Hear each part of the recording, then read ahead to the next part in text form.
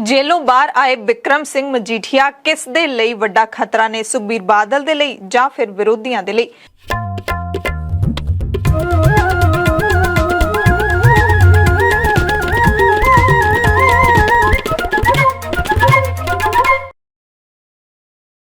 सत श्री अकाल जी। दा खालस टीवी देखने वाले देश दुनिया के साढ़े सारे दर्शकों का बहुत बहुत स्वागत है। प्राइम टाइम दे नाल मैं हरशरण कौर।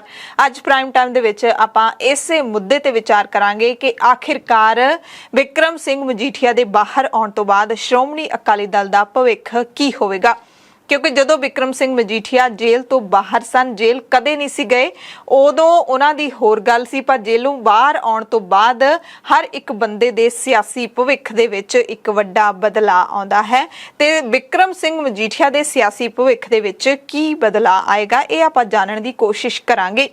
बिक्रम सिंह मजीठिया दे जेलों बाहर आउंदे ही हुण ਉਹ सवाल तां पिछे रह गए ने कि ड्रग मामले दे विच मजीठिया नूं किहने फसाया, मजीठिया हुण उन्हां दे खिलाफ की कुछ करनगे, क्योंकि अकाली दल दी ना तां इस वक्त पंजाब दे विच सरकार है ते ना ही बीजेपी दे नाल कोई समझौता है कि बीजेपी दे समझौते दे विचकार अकाली दल है जिहड़ा ओह कुछ कर सकदा है, अपने सियासी दुश्मणां नूं निपटा सकदा है वगैरह वगैरह। ਇਹ ਗੱਲ ਵੱਖਰੀ है कि मजीठिया ने जेलों बाहर आउण तो बाद अपने सियासी दुश्मणां नूं इशारियां दे विच चेतावनी जरूर दे दित्ती है। पहला थोड़ा जिहा सुन लैंदे आ कि मजीठिया ने जेल चों बाहर आउण तो बाद की मुख गल्लां कईयां ने। बंदी ਸਿੰਘਾਂ ਦੀ रिहाई की मंग की है सब तो पहला आउंदे सार। हालांकि जो 10 साल सरकार रही है इन्हां दी, उदों बंदी सिंह किसी नूं याद नहीं आए ते इन्हां दे सियासी विरोधी ही कहंदे आ रहे ने। भगवंत मान नूं वधाइयां भी दित्तियां ने ते भी कहा कि नवजोत सिंह सिद्धू दी तां मैं आवाज़ ही नहीं सुनी जिन्ना चिर जेल दे विच रहा, क्योंकि दोवें एक जेल दे विच ही रहे ने, पटियाला दी केंद्री जेल दे विच। अगर 75 साल आज़ादी दे असीं मना रहे हैं, मेरी सरकार अगे अपील है कि बंदी ਸਿੰਘਾਂ ਦੀ रिहाई होनी चाहिए और वो इसलिए भी होनी चाहिए क्योंकि कोई भी सजा साडी जो कॉन्स्टिट्यूशन है, क्योंकि कॉन्स्टिट्यूशन सब तो उत्ते है, जिन्हों ने 25-25 साल आपकी सजा पूरी कर ली है, मतलब 25 साल तक कोई सजा ही नहीं है, डबल सजा पूरी कर ली है। वो मुख्यमंत्री तो लभदा नहीं किते साबका, ना 3 च ना 13 च ना 15 च ना 17 आउंदा क्यों नहीं अमरीका तो। और जिन्हें दूजे ने कीता सी वो मेरे गवांढ च कंधा नाल वजदा फिरदा सी, मैं उहदी भी सुख मंगदा है नहीं कि मैं उहदी भी सुख मंगदा अपने भरा दी। भगवंत मान साहब नूं ਵਧਾਈ ਆ, ਉਹਨਾਂ ਦਾ ਕੰਮ ਵਿਆਹ ਹੋ ਗਿਆ, ਉਸ ਗੱਲ ਦੀ ਵਧਾਈ ਭਰਾ ਮੇਰੇ ਤੋਂ ਤਾਂ ਉਹ ਵੀ ਨਹੀਂ ਦਿੱਤੀ ਗਈ। ਅਸੀਂ ਅੰਦਰ ਭਾਵੇਂ ਲੱਡੂ ਬਣਾ ਕੇ ਮੁੰਡੇ ਖਾਦੇ, ਮੁੱਖ ਮੰਤਰੀ ਆ ਸਾਡਾ ਭਾਈ, ਇਸ ਲਈ ਉਹ ਨਿਕਲ ਕੇ ਉਹਨਾਂ ਨੂੰ ਵਧਾਈ ਆ। मुख मंत्री बने दी भी ते जीवन साथी दे खैर इस वक्त अकाली दल दे वड्डे लीडर हुंदियां होइयां बिक्रम सिंह मजीठिया ते सुखबीर सिंह बादल दे सामने सब तो वड्डी चुनौती यह है कि वो अकाली दल दे विच अपनी होंद मुड़ तो किवें कायम करन। इस तों इलावा दूसरियां पार्टियां दे विरोधियां दे नाल-नाल पार्टी दी अंदरूनी बगावत नूं किवें शांत करन, अकाली दल नूं मजबूत किवें कीता जावे ते मजबूत करन दी इस रणनीति दे विच सुखबीर बादल बिक्रम सिंह मजीठिया नूं किस रोल दे विच वेखना पसंद करदे ने, यह भी सब तो वड्डा सवाल है, क्योंकि उच्चे लंबे कद दे मजीठिया दा सिर्फ कद ही लम्मा नहीं बल्कि पार्टी दे विच रुतबा भी वड्डा है। अकाली दल विच इस वेले मजीठिया दूजे नंबर ते ने, सुखबीर भी जाणदे ने ते पार्टी दे आगू भी इस तो अनजाण नहीं कि मजीठिया दी पार्टी दे विच एक ताकत है, एक आधार है। इसलिए मजीठिया दे जेलों बाहर आउण तो बाद भैन हरसिमरत कौर बादल ने कहा कि मेरे भरा दे विच विरोधियां नूं नजिठण दी काबलियत है अते वो पार्टी दे विच जान फूक देणगे। पर सवाल यह है कि मजीठिया दा पार्टी दे विच रोल की रहूगा, की सुखबीर मजीठिया नूं मूरे करनगे ते जे करदे ने तां की पार्टी प्रधान दे रूप च मजीठिया आउंदे महीनिਆਂ दे विच नजर आउणगे जां फिर विरोधियां खिलाफ मोर्चेबंदी करन अते पार्टी विच बगावत नूं ठंडा करन दे लई सुखबीर उन्हां नूं कोई होर अहम जिम्मेदारी देणगे। दोवां चों कुछ भी होवे, दोवां किरदारां दे विच ही मजीठिया सुखबीर बादल दे लई वड्डा खतरा बन सकदे ने। कुल मिलोगे जी अकाली दल अगे ही चारों पासों पहले भी सारिਆਂ ने 2015 ਤੋਂ घेरा पाया होया सीगा साडे सूबे दा, साडी पार्टी दा, हुण साडे धार्मिक स्थानां 'ਚ ते जरूर बिक्रम दे आण दे नाल एक बार फिर सुखबीर जी बिक्रम समूह पार्टी तकड़े होके जमीन 'ਚ उतर के अपनी पार्टी नूं, खेतरी पार्टी नूं जिहड़ी पंजाब ते पंजाबियां दी गल करदी है, पंजाब वास्ते मर मिटन ताईं तैयार है, ਕੋਈ ਕੁਰਬਾਨੀ ਸਾਡੇ ਵਾਸਤੇ ਛੋਟੀ ਨਹੀਂ। ਅਸੀਂ ਆਪਣੇ ਲੋਕਾਂ ਵਾਸਤੇ ਕੁਝ ਵੀ ਕੁਰਬਾਨ ਕਰ ਸਕਦੇ ਹਾਂ। ਸੋ ਹੁਣੇ ਆਪਾਂ ਗੱਲ ਕਰ ਰਹੇ ਸੀ ਕਿ ਬਿਕਰਮ ਮਜੀਠੀਆ ਨੂੰ ਕੋਈ ਵੀ ਜ਼ਿੰਮੇਵਾਰੀ ਦਿੱਤੀ ਜਾਵੇ ਉਹ ਸੁਖਬੀਰ ਦੇ ਲਈ ਹੀ ਵੱਡਾ ਖਤਰਾ ਇਸ ਵਕਤ ਦਿਸ ਰਹੇ ਨੇ। ਇਹ ਵੱਡਾ ਖਤਰਾ ਕੀ ਹੈ ਤੇ ਬਿਕਰਮ ਮਜੀਠੀਆ ਮੂਰੇ ਕੀ ਚੁਣੌਤੀਆਂ ਨੇ, ਇਹ ਵੀ ਆਪਾਂ ਦੇਖ ਲੈਂਦੇ ਆ। ਜੇਲੋਂ ਬਾਹਰ ਆਉਣ ਤੋਂ ਬਾਅਦ ਬਿਕਰਮ ਸਿੰਘ ਮਜੀਠੀਆ ਸਾਹਮਣੇ ਵੀ ਵੱਡੀਆਂ ਚੁਣੌਤੀਆਂ ਨੇ ਕਿ ਉਹ ਆਪਣੀ ਸਿਆਸਤ ਨੂੰ ਨਾ ਸਿਰਫ ਨਵੇਂ ਸਿਰੇ ਤੋਂ ਸ਼ੁਰੂ ਕਰਨਗੇ ਬਲਕਿ ਆਉਣ ਵਾਲੇ ਮਹੀਨਿਆਂ ਦੇ ਵਿੱਚ ਪਾਰਟੀ ਵਿੱਚ ਸਭ ਤੋਂ ਵੱਡੀ ਕੁਰਸੀ ਵੀ ਹਾਸਲ ਕਰਨਾ ਉਹਨਾਂ ਦੇ ਲਈ ਇੱਕ ਵੱਡੀ ਚੁਣੌਤੀ ਹੈ, ਜਿਹੜੀ ਪ੍ਰਧਾਨਗੀ ਦੀ ਕੁਰਸੀ ਵੀ ਹੋ ਸਕਦੀ ਹੈ। ਅਕਾਲੀ ਦਲ ਇਸ ਵੇਲੇ ਜਿਸ ਤਰ੍ਹਾਂ ਦੇ ਹਾਲਾਤਾਂ ਚੋਂ ਗੁਜ਼ਰ ਰਿਹਾ ਹੈ, ਇਸ ਤੋਂ ਚੰਗਾ ਮੌਕਾ ਮਜੀਠੀਆ ਨੂੰ ਨਹੀਂ ਮਿਲ ਸਕਦਾ। ਪਾਰਟੀ ਦੇ ਨੌਜਵਾਨ ਲੀਡਰਾਂ ਦੇ ਵਿੱਚ ਮਜੀਠੀਆ ਦਾ ਪਹਿਲਾਂ ਹੀ ਮਜ਼ਬੂਤ ਆਧਾਰ ਹੈ। ਪਾਰਟੀ ਨੂੰ ਇਕਜੁੱਟ ਕਰਨ ਦੀ ਕਲਾ ਵੀ ਮਜੀਠੀਆ ਦੇ ਵਿੱਚ ਬਾਖੂਬੀ ਹੈ। ਇਮਾਨਦਾਰੀ ਭਾਵੇਂ ਇਨਸਾਨ ਦਾ ਅੰਦਰੂਨੀ ਸੱਚ ਹੁੰਦਾ ਹੈ, ਦਗਾ ਕਮਾਉਣਾ ਮੁਲਕ ਦੇ ਨਾਲ ਕੌਮ ਦੇ ਨਾਲ ਇਹ ਵੀ ਹਰ ਇਨਸਾਨ ਆਪਣੇ ਅੰਦਰ ਹੀ ਜਾਣਦਾ ਹੁੰਦਾ ਹੈ ਕਿ ਉਹ ਕੀ ਕਰ ਰਿਹਾ ਹੈ, ਕਿਹਦੇ ਨਾਲ ਕਿਹੋ ਜਿਹਾ ਵਿਵਹਾਰ ਕਰ ਰਿਹਾ ਹੈ, ਲੁੱਟ ਰਿਹਾ ਹੈ ਪੰਜਾਬ ਨੂੰ ਜਾਂ ਫਿਰ ਪੰਜਾਬ ਨੂੰ ਆਬਾਦ ਕਰ ਰਿਹਾ ਹੈ। ਤੇ ਪਿਛਲੇ ਲੰਘੇ 10 ਸਾਲਾਂ ਦੀ ਸਰਕਾਰ ਦੇ ਵਿੱਚ ਅਕਾਲੀ ਦਲ ਦੀ ਸਰਕਾਰ ਨੇ ਕਿਹਦੇ ਨਾਲ ਕੀ ਕੀਤਾ, ਜਾਂ ਕਹਿ ਲਈਏ ਕਿ ਸਰਕਾਰ ਨੇ ਪੰਜਾਬੀਆਂ ਦੇ ਨਾਲ ਕਿਵੇਂ ਦਾ ਜਿਹੜਾ ਰਵੱਈਆ ਅਪਣਾਇਆ, ਕਿਵੇਂ ਦਾ ਰਾਜ ਦਿੱਤਾ, ਉਹ ਤੁਹਾਡੇ ਸਭ ਦੇ ਸਾਹਮਣੇ ਹੈ।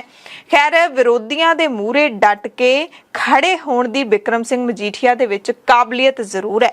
ਹੁਣ ਸਵਾਲ ਇਹੀ ਹੈ ਕਿ ਕੀ ਸੁਖਬੀਰ ਆਪਣੇ ਖਿਲਾਫ ਉੱਠੀ ਵੱਡੀ ਬਗਾਵਤ ਨੂੰ ਸ਼ਾਂਤ ਕਰਨ ਦੇ ਲਈ ਮਜੀਠੀਆ ਨੂੰ ਆਉਣ ਵਾਲੇ ਦਿਨਾਂ ਵਿੱਚ ਪ੍ਰਧਾਨਗੀ ਅਹੁਦੇ ਦੀ ਕੁਰਸੀ ਸੌਂਪ ਸਕਦੇ ਨੇ? ਤੇ ਜੇ ਸੁਖਬੀਰ ਅਜਿਹਾ ਕਰਦੇ ਨੇ, ਯਾਨੀ ਕਿ ਪ੍ਰਧਾਨ ਬਿਕਰਮ ਮਜੀਠੀਆ ਨੂੰ ਬਣਾਉਂਦੇ ਨੇ, ਤਾਂ ਉਹਨਾਂ ਸਾਹਮਣੇ ਦੋ ਵੱਡੇ ਖਤਰੇ ਨੇ।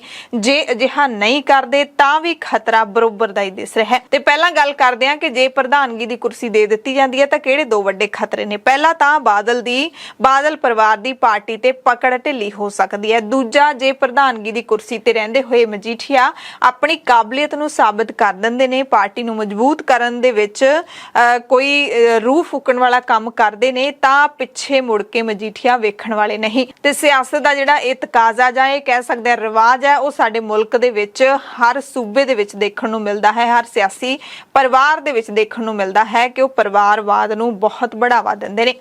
ਤੇ ਜੇ ਸੁਖਬੀਰ ਬਾਦਲ ਬਿਕਰਮ ਮਜੀਠੀਆ ਨੂੰ ਪ੍ਰਧਾਨਗੀ ਦੀ ਕੁਰਸੀ ਨਹੀਂ ਵੀ ਦਿੰਦੇ ਤਾਂ ਵੀ ਖਤਰਾ ਓਨਾ ਹੀ ਹੈ, ਕਿਉਂਕਿ ਸੰਕਟ ਵੱਧਦਾ ਹੀ ਜਾ ਰਿਹਾ ਹੈ। ਪਾਰਟੀ ਦੇ ਵਿੱਚ ਵੱਡੀ ਬਗਾਵਤ ਹੈ ਜਿਹੜੀ ਉਹ ਹੁੰਦੀ ਜਾ ਰਹੀ ਹੈ। ਝੁੰਦਾ ਕਮੇਟੀ ਦੀ ਰਿਪੋਰਟ ਲਾਗੂ ਕਰਨ ਦਾ ਦਬਾਅ ਵੱਧ ਰਿਹਾ ਹੈ ਤੇ ਜੇ ਪ੍ਰਧਾਨਗੀ ਨਹੀਂ ਛੱਡਦੇ ਤਾਂ ਬਾਗੀ ਹੋਏ ਲੀਡਰ ਸੁਖਬੀਰ ਨੂੰ ਕਬੂਲਣ ਲਈ ਹੀ ਤਿਆਰ ਨਹੀਂ ਹਨ। ਵੱਖਰੀ ਮੀਟਿੰਗ ਵੀ ਪਿਛਲੇ ਦਿਨਾਂ ਦੇ ਵਿੱਚ ਕਰ ਚੁੱਕੇ ਨੇ। ਹਾਲਾਂਕਿ ਜਿਹੜੇ ਸੀਨੀਅਰ ਲੀਡਰ ਦਲਜੀਤ ਸਿੰਘ ਚੀਮਾ ਉਹ ਕਹਿ ਚੁੱਕੇ ਨੇ ਕਿ ਪਾਰਟੀ ਦੇ ਅੰਦਰ ਬਗਾਵਤ ਵਰਗੀ ਕੋਈ ਗੱਲ ਨਹੀਂ ਹੈ, ਪਰ ਮਨਪ੍ਰੀਤ ਸਿੰਘ ਏਆਲੀ ਜਿਹੜੇ ਕਿ ਅਕਾਲੀ ਦਲ ਦੇ ਵਿਧਾਇਕ ਨੇ, ਉਹਨਾਂ ਨੂੰ ਤੁਸੀਂ ਸੁਣ ਹੀ ਚੁੱਕੇ ਹੋ ਕਿ ਉਹਨਾਂ ਨੇ ਤਾਂ ਅਕਾਲੀ ਦਲ ਦੇ ਫੈਸਲੇ ਦਾ ਹੀ ਬਾਈਕਾਟ ਕਰ ਦਿੱਤਾ ਸੀ ਰਾਸ਼ਟਰਪਤੀ ਚੋਣ ਦੇ ਵਿੱਚ। ਤੇ ਦੋਵੇਂ ਜੀਜਾ ਸਾਲਾ ਯਾਨੀ ਕਿ ਸੁਖਬੀਰ ਬਾਦਲ ਤੇ ਬਿਕਰਮ ਸਿੰਘ ਮਜੀਠੀਆ ਇੱਕ ਦੂਸਰੇ ਦੀ ਤਾਕਤ ਤੋਂ ਵੀ ਚੰਗੀ ਤਰ੍ਹਾਂ ਜਾਣੂ ਨੇ। ਮਜੀਠੀਆ ਦੇ ਲਈ ਇਸ ਰਿਸ਼ਤੇ ਦੀ ਲਿਹਾਜ਼ ਥੋੜੀ ਵੱਧ ਬਣਦੀ ਹੈ ਕਿਉਂਕਿ ਭੈਣ ਹਰਸਿਮਰਤ ਕੌਰ ਸੁਖਬੀਰ ਬਾਦਲ ਨੂੰ ਵਿਆਹੀ ਹੋਈ ਹੈ ਤੇ ਭਰਾਵਾਂ ਵੱਲੋਂ ਭੈਣ ਦੇ ਸਹੁਰਿਆਂ ਖਾਸ ਕਰਕੇ ਜੀਜੇ ਦੀ ਜੀ ਹਜ਼ੂਰੀ ਕਰਨੀ ਸਾਡੇ ਸਮਾਜ ਦਾ ਰਿਵਾਜ ਹੈ।